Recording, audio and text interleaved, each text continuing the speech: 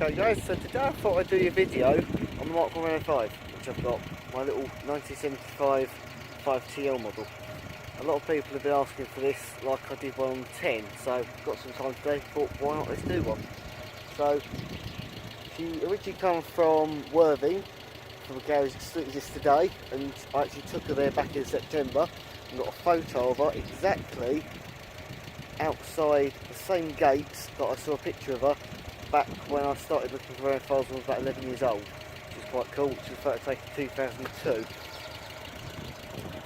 She was in day use to 2002. She'd only done by that point 38,000 miles. When I bought her 14 years later, in 2016, she had done only 3,000 more. She'd been mostly in storage and barely used. Since I've had her, I've done a fair few more than that. And in the process, I've also done the head gasket because the coolant gallery had a leak between them and the cylinders, so consequently it's caused the system to pressurise and the exhaust gases were flowing out of it like no one can do. So I did a head gasket replacement. I rebuilt the car at the same time because it only seemed logical given that head apart. And shortly after that I also did a distributor overhaul because the centrifugal weights in the bottom that advance it at low levels before the battery advance cuts in, they were sticking out, so after you'd been on the motorway you'd come back down to idle speed and it won't really lumpy because it would still be completely advanced on the full out position. It would take a while to work its way back in again, so I stripped them down, rebuilt it back up, freshly greased it, and it's run lovely as you can hear it now ever since. So the early cars, you had the 5L in France, which was 780cc engine, and when they came to UK they started as an 845cc engine,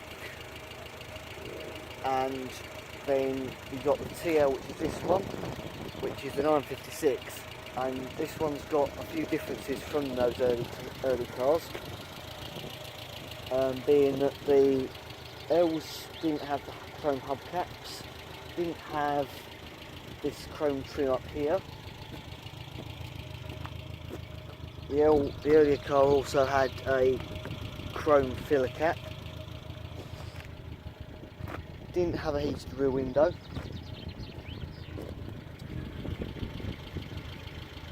and from memory that's the difference on the outside. And if we have a look on the inside, this has got actual handles. The L never had those, it just had literally leather straps pulled shut. The L's didn't have a rear ashtray. Oh, it's actually on both sides. Didn't even realise that. So the L didn't have those. Additionally, an L didn't have an electric washer pump that works just like this.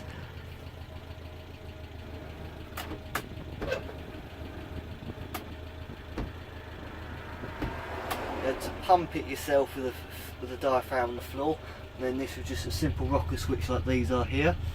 Obviously, an L didn't have the top one because that's a heated rear window. And an annoying difference between this and an L is that from 1973 onwards you could have a floor shift fitted as an option. Normally these had a nice dash shift umbrella stick like a Renault 4, so it was all done up here. Annoyingly mine had a floor shift, which annoys me because I really did want the dash shift, but never mind, I got my Mark 1.5 nevertheless. But in here you've just got standard 2 seats in the front, and some say you can get 3 people at the back, but it is quite tight. But it is also fun nonetheless. So the 5 was developed from the 4, which was more an estate car that went like so, a nice square back, and this bit of the design was actually what sparked the Renault 5 in the first place. Back in the 60s, Renault wanted something that was completely new and unique, and this young designer was given the job of doing such a task. And he had a picture of Renault 4 one day, and the story goes that he sketched over it, and that was the start of the design. And the rest, well, that just developed as it went. There was no design briefing for it, it was just, we want this, come up with something. And here we go. The mechanical wise, it's based virtually completely on the Renault 4. There's a few little differences, discrepancies, but generally speaking, it's exactly the same underneath. The engine and gearbox are the same layout. So I thought before had the engine and gearbox taken from the back end of a rear engine car and just dropped to the front, so the gearbox is in front of the engine, engine behind it. Going back to the differences between the lower and the higher CC engines with the L and the TLs, the L in France it started with an 870cc Ventux, and then over here we got it first as an 845 Ventux engine. The difference is with this one, this is a 956 1 litre engine, and this actually runs that way, but the 845 and the 781 ran that way. And something that was quite different with this one was this has got an electric fan on the radiator, whereas the smaller engines had the radiator mounted about here and a fan was on here cooling it down instead. So that's quite a nice feature, because I quite prefer electric fans, because I think they're although there's an electrical thing to go wrong, at least you know that there's something cutting in at the right time, whereas obviously if it's on a pulley and it's being run by the engine, when you're trying to tune it, it could potentially be a bit too hot or a bit too cold when you adjust it, so I quite like the electric fan. A major difference between the 956 and the other two engines is that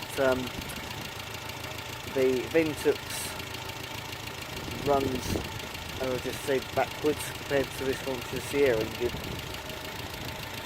We've got 4-speed all synchro mesh box there, reverse as well as the.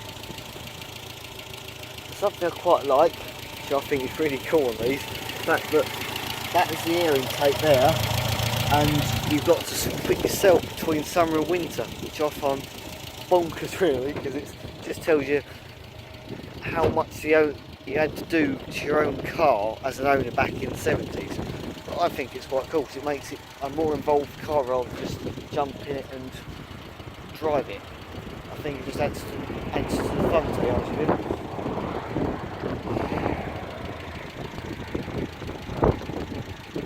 Yeah, let's go for a drive now, because I think I've run out of things to talk about.